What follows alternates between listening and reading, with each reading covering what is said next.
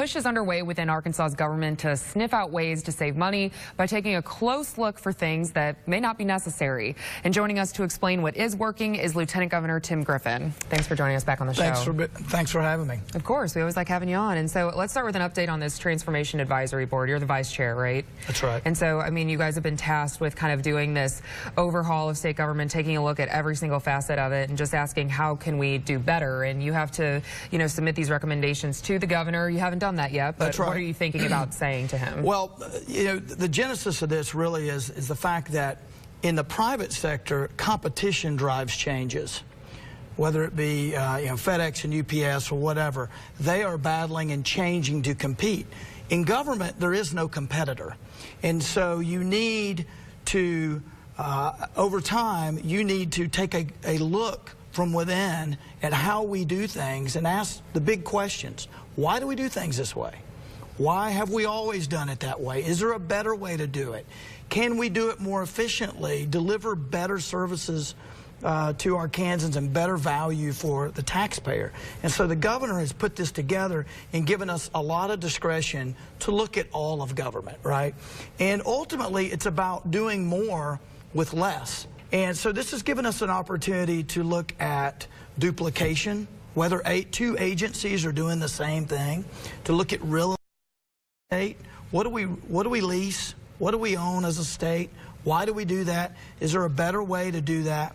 And so what we are doing is literally looking at all of the agencies, the different functions, a lot of the processes that agencies have, that state government has. And we're asking, how do other states do it? Is there a better way to do it? And we're going to give some recommendations to the governor, and the governor will decide with the legislature, because some changes will require new laws. Other changes the governor can just make, right, as a matter of policy. So we'll be recommending those things to the governor, and he'll decide where to go from there. Some examples is you may have an agency who says, this is my mission, this is my purpose, this is what we do here. And have another agency say basically the same thing or similar, which raises the question, why are those two separate agencies? Why aren't they under the same roof, sharing administrative functions, right? And so those are the type of questions that we are asking. We're also asking things like, we know this process made sense in 1975. But does it make sense in the era of the iPad in 2017? Has there been anything about technology that surprised you? Yeah, well, there are a lot of, I'll give you an example. So I met with an individual who's a state employee yesterday who's leading some of the Lean Six Sigma, which is a private sector, it's a process, it's a way of looking at processes and that a lot of businesses use.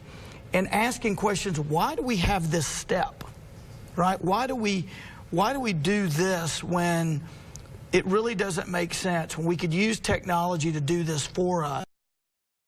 And there are a lot of examples of where we can leverage data and have different systems talk to each other, where we can save money and deliver a better result for the taxpayer.